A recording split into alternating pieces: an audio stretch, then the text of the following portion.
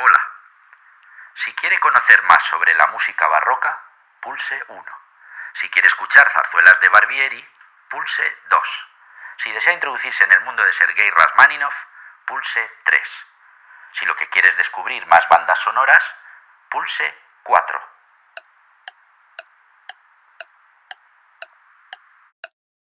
Si desea música a la carta, pulse 27.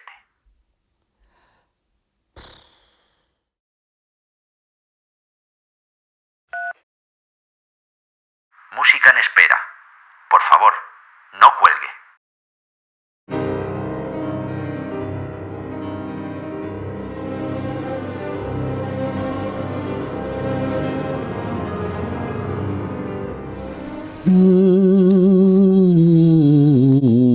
La verdad es que ando buscando una partitura desde hace tiempo y nada, no hay manera de encontrarla. En fin, bueno, es que son tantas, caballería rusticana, qué bonita. El Hanon, mi libro de ejercicios, bueno, pues no sé. Ah, hola. Perdón, no me he presentado, pensaban que soy un maleducado. Mi nombre es Alessandro Pierozzi y bueno, estaba aquí trasteando un poquito con mis partituras, que hace un montón de años que las tengo en desorden. Y bueno, la verdad es que tengo muy gratos recuerdos de ella y ando buscando una que es que no hay manera de encontrarla, la verdad. Cuando uno busca algo es cuando no lo encuentra, pero bueno, a veces en el desorden. Vamos a ver por aquí: Preludios de Mirambel, Children's Corner. Aquí está Vocalís, claro, una obra maravillosa, Vocalís de Sergei Rachmaninoff, el Opus 34. Es una obra que le tengo mucho cariño porque la estudié durante mi etapa del conservatorio, en mi formación musical, en la asignatura de música de cámara. Y la llegué a tocar con un contrabajista, y recuerdo hasta el nombre, Enrique. Era un gran músico, es seguramente, hace muchos años que no he vuelto a saber de él. Esta obra se toca para piano y también para violín, cello o contrabajo. ¿Qué les parece si me siento al piano un ratito e intento recordar algunas notas? ¿Me acompañan?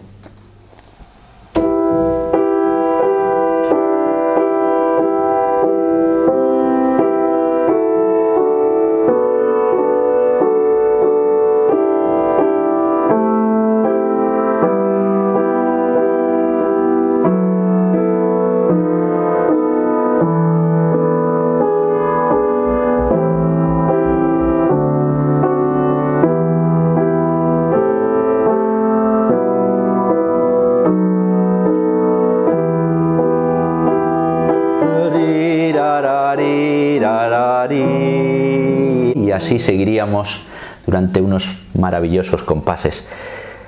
¿Se vienen a dar un paseo junto a Rachmaninoff? Yo se lo aconsejo. Seguro que aprendemos cosas muy interesantes. Hasta ahora.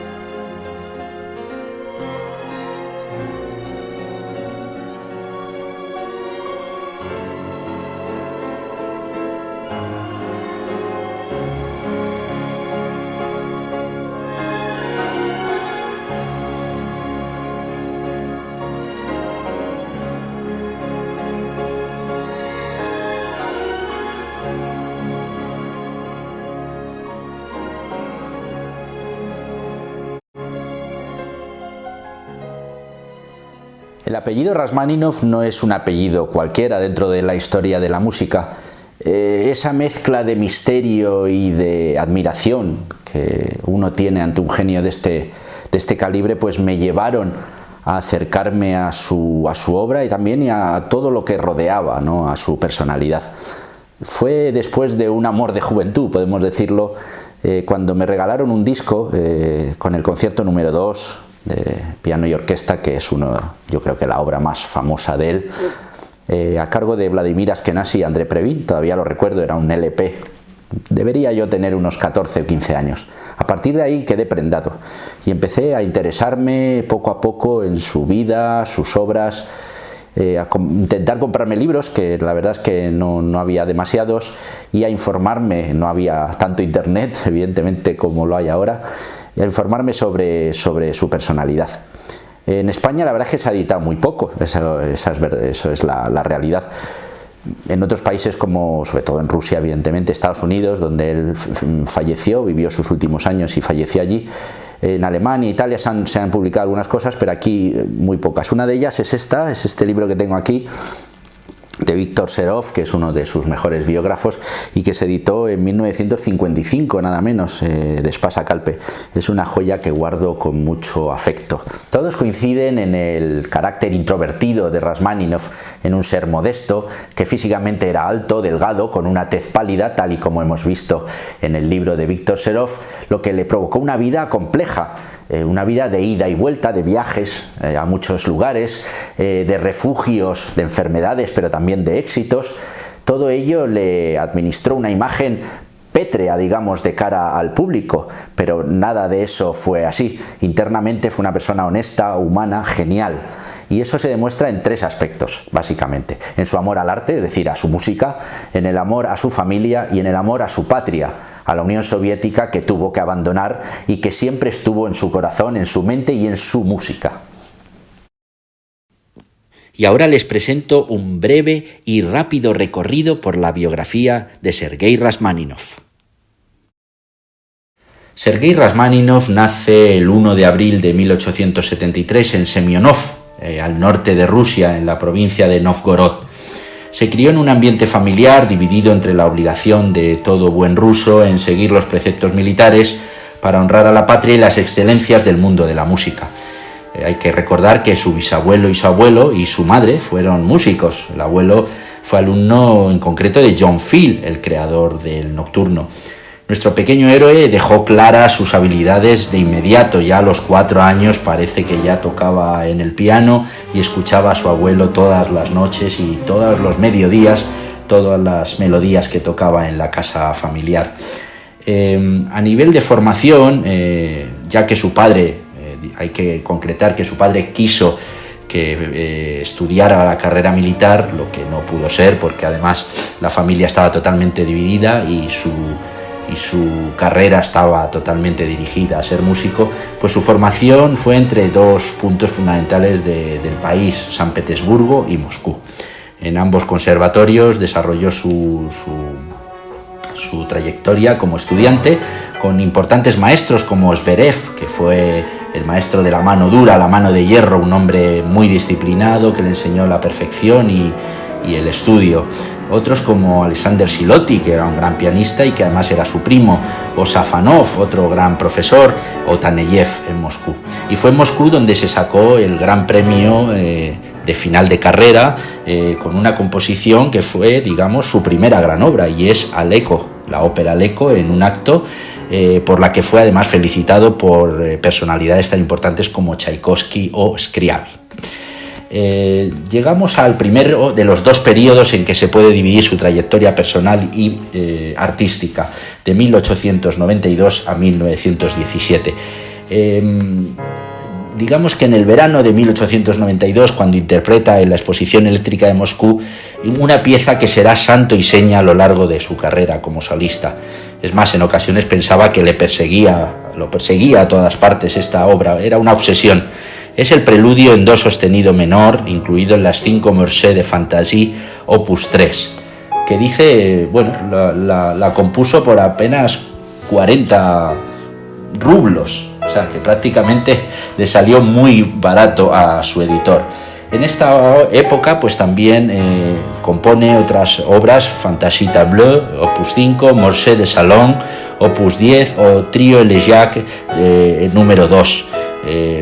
Este último dedicado a su admirado amigo Tchaikovsky, que había fallecido, lo que le causó una gran tristeza.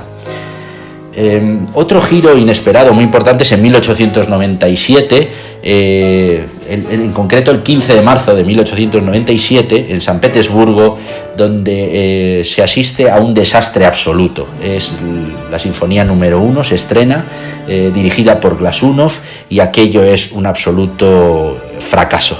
Eso le lleva a una gran depresión, a pesar de tener a su alrededor amigos como Scriabin, Chekhov o Tolstoy. Se recupera gracias al doctor Dahl, un psiquiatra y violinista que utilizó técnicas de recuperación anímica como el hipnotismo, y con largas charlas en las que repetía una y otra vez frases motivadoras como: usted empezará a escribir un concierto, usted lo escribirá de maravilla y todo será un éxito. Poco a poco, saliendo también de viaje, estuvo en Italia y en otros lugares, en Suiza también, pues fue recuperando un poco la normalidad y consigue componer el celebérrimo segundo concierto para piano y orquesta número 2, opus 18, del que hablaremos más adelante en el vídeo. Llega a 1902 y se casa con Natalia Satina, que eran primos, pero consiguen, después de unos años en que la iglesia no se lo permitía, consiguen casarse y tienen 2 hijas, Irina y Tatiana.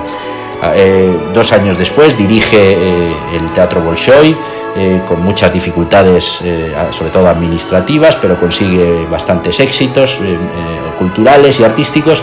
En 1908 otro logro, que es la Sinfonía número 2, otra obra maravillosa, el Opus 27, con la que gana el premio Glinka, y ya se prepara en Ivanovka, que era un poco el lugar de descanso, un sitio, sí, un sitio de encuentro también de familia y de amigos, pues consigue componer el concierto para piano y orquesta número 3, opus 30, otro famosísimo concierto, tan bello como el segundo, podríamos decir, y tan complejo, que él estrena en los Estados Unidos, en concreto en Boston, y la segunda vez que lo toca es en Nueva York, en el Carnegie Hall, y dirigido nada menos que por Gustav Mahler. Son años los siguientes hasta 1917 de conciertos, de muchos viajes, y llega la Revolución Rusa, con lo que cambia todo el panorama social e histórico, y él decide salir en 1918 y se inicia la segunda etapa, tanto personal como profesional en su vida, el del exilio, digamos, en los Estados Unidos. No solo allí, sino que empieza a viajar, muchísimos conciertos, muchos contratos, todos se rifan a Rachmaninoff como concertista, también como director, aunque no fue su faceta más exitosa, y también como compositor, evidentemente. Londres, Viena, París, muchas ciudades de Estados Unidos, los conciertos son continuos. Empieza su salud a decaer, a estar más débil. Consigue componer en 1934 la Rapsodia sobre un tema de Paganini, opus 43, que es otra de sus joyas, además de Vocalís, además de obras religiosas y además de las danzas sinfónicas en 1940. Todo ello para llegar, digamos, agotado a 1943, al 28 de marzo, donde fallece en la localidad en Beverly Hills, en California.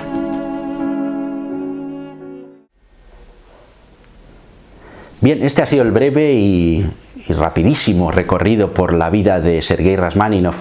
Son muchos los datos que seguramente han quedado en el tintero, como por ejemplo parte de su repertorio importantísimo, como es la sonata de violonchelo, o como son los preludes, o la Isla de la Muerte, o incluso su obra vocal, que me parece fundamental y bellísima, como son las vísperas o las campanas. En este tramo final del vídeo quiero un poco analizar brevemente lo que es su gran obra, o por lo menos su obra más representativa, el concierto número 2 para piano y orquesta, opus 18. Es un momento en el que de la vida de Sergei Rachmaninoff y de los movimientos artísticos, es un momento de cambio de las vanguardias. Venimos de un inicio del impresionismo, estamos entrando en un postromanticismo que se va a mezclar a la vez con el dodecafonismo y la segunda escuela de Viena, un neoclasicismo. Es decir, él, como afirma muchos de sus biógrafos, no se encuentra a gusto con las modernidades, sigue siendo un poco tradicional a la hora de componer y de traducir sus sentimientos. Dice que sin melodía para él la música no existe, o es muy tradicional a la hora de escribir sus obras. Él se le puede, bueno, encasillar dentro de un postromanticismo, pues digamos al nivel de un Richard Strauss o un Gustav Mahler.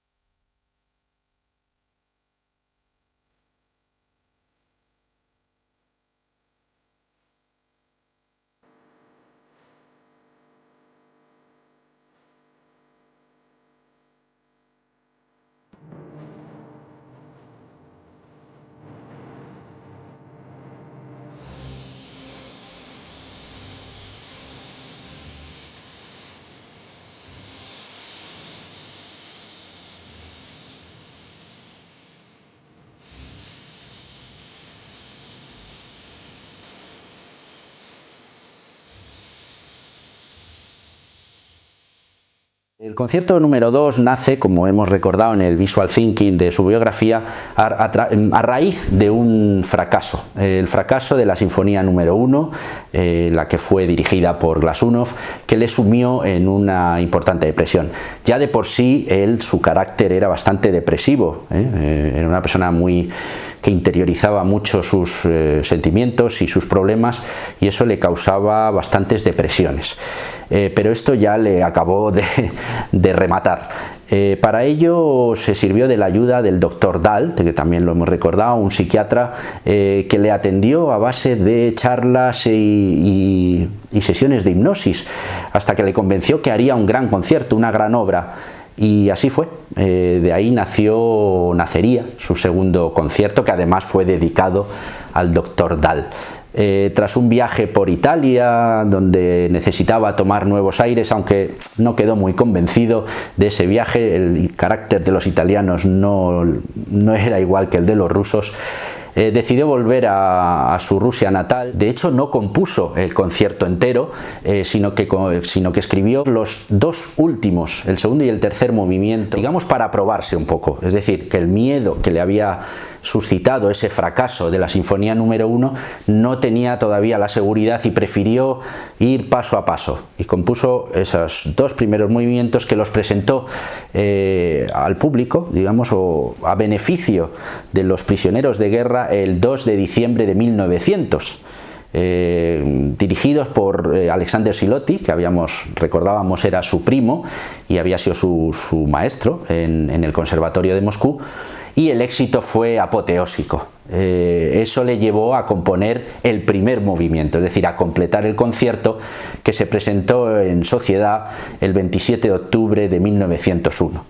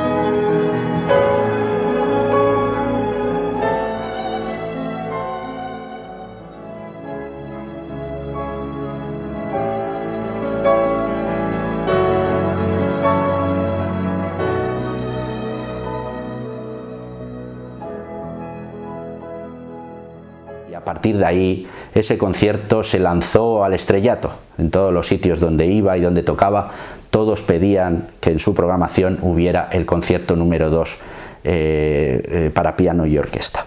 Bueno, anécdotas algunas muy interesantes. El musicólogo Sabaneyev le dijo al maestro que uno de los movimientos, de hecho el segundo tema del tercer movimiento, que es muy cinematográfico, por cierto, era de Morozov, de uno de los alumnos de Rashmaninov.